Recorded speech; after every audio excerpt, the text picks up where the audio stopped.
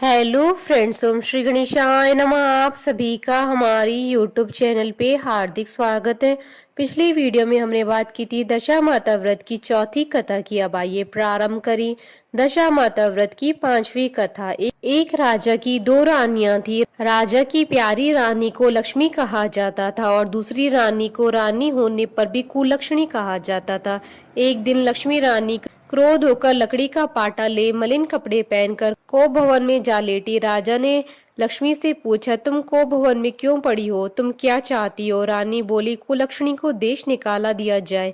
कुलक्षणी रानी थी, इसलिए उसे निकाला देने से राजा की बदनामी होने का डर था, इसलिए रानी को पीहर छोड़कर आने की बात सोची गई।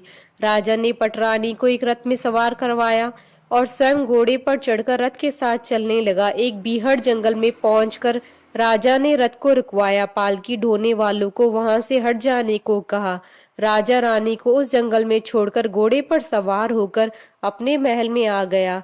कुलक्षणी को बाट जोते सारी रात बीत गई। रानी को प्यास लगी, वह रथ से उतरकर पानी की तलाश में चल दी। रानी ने आसपास पानी खोजा, परंतु उसे कोई जलाशय नहीं दिखाई दिया। रानी ने एक सारस के जोड़े को एक तरफ से जाते देखा। रानी को लक्ष्मी सारस के जोड़े के पीछे चल दी। चलते चलते वह एक नदी किनारे पहुंच गई।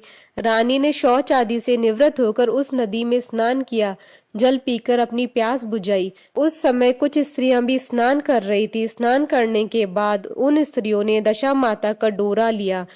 उनके पास एक डोरा बच गया था। उन्होंने रानी से डोरा लेने का अनुरोध किया। रानी डोरा लेकर अपने रथ में आकर बैठ गई। दशा माता रानी की परीक्षा लेने के लिए एक बुढ़िया का वेश धारण कर उसके रथ के पास आई। वह रानी से बोली, बेटी यहाँ बैठी क्या कर रही हो? रानी ने बुढ़िया से कहा, पहले तुम बताओ तुम कौन हो?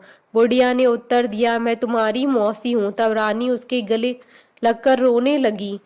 उसने अपनी विपदा भरी सारी कहानी बुढ़िया को बता दी। अंत में रानी ने बुढ़िया से कहा, अब मुझे केवल तुम्हारा ही सहारा है, मेरी रक्षा करो। दशा माता की कृपा से उसी जगह माया का शहर बस गया।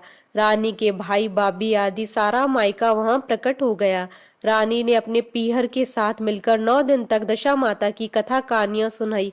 10वें दिन डोरे की पूजा होनी थी। उस दिन सवेरे उठकर दशा माता ने रानी से कहा, नदी में स्नान कराओ, वहां तुमको स्वर्ण कलश मिलेगा, तुम उसे ले आना और जो डोली तुम्हें लेने आए उसमें बैठ जाना।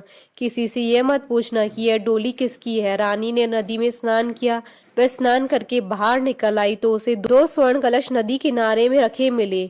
उन्हीं के पास रेशमी वस्त्र रखे थे। उन वस्त्रों को रानी ने पहन लिया। वह चलने को तैयार हुई। उसे डोली आती हुई दिखाई दी। वह डोली में बैठ गई और अपने घर पहुंच गई। घर पहुंचकर उसने माया के परिवार की सब महिलाओं के सहित दशा माता के डोरे की पूजा की, सुहागनों को भोजन कराया। इसके बाद उसने पारण किया। रानी अपने पीहर में आनंद पूर्वक सबके साथ मिलकर रहने लगी।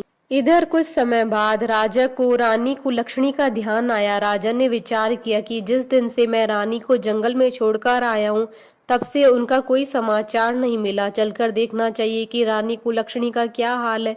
मंत्रियों ने राजा को समझाया कि अब रानी से मिलना आपके लिए ठीक नहीं होगा, परंतु राजा ने मंत्रियों की बात पर कोई ध्यान नहीं दिया।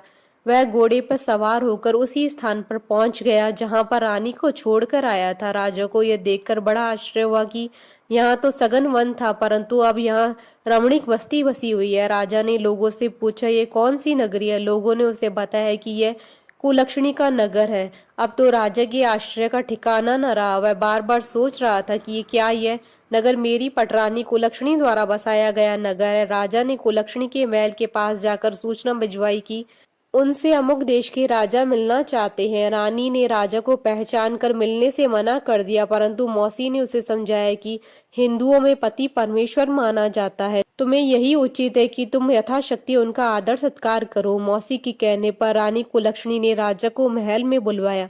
दोपहर को राजा को भोजन पर बुलाया गया। राजा के साथ नाई भी था।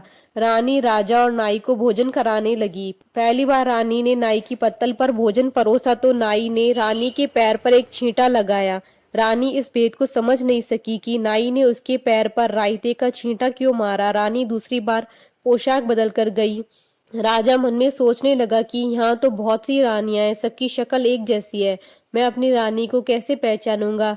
डेरे आकर राजा ने नाई से कहा, यहाँ तो कई रानियां हैं, मैं अपनी रानी को कैसे पहचानूं। नाई बड़ा चतुर था, वह बोला, रानी तो एक ही है, परंतु वह पोशाक बदल बदल कर हमारे सामने आ रही है। राजा ने नाई से पूछा, तुम्हें कैसे पता चला कि रानी एक ही है। नाई बोला कि मैंने उनके पैर पर रायते का छींटा मारा था, वह 3 बार कपड़े बदलकर हमारे सामने आई, परंतु वह छींटा उनके पैर पर तीनों बार लगा हुआ था। अगले दिन रानी ने राजा को अपने महल में बुलवाया, राजा को अपनी मेज पर बिठाकर खाने के लिए पान का बीड़ा दिया। पान खाकर राजा पलंग पर लेट गया और रानी उसके पैर दबाने लगी। राजा ने रानी से अपने किए के लिए क्षमा मांगी, रानी को अपनी राजधानी में चलने को कहा। रानी ने कहा, आप मुझे किस मुंह से चलने को कह रहे हैं? आप तो मुझे जंगल में अकेला छोड़कर चले गए थे।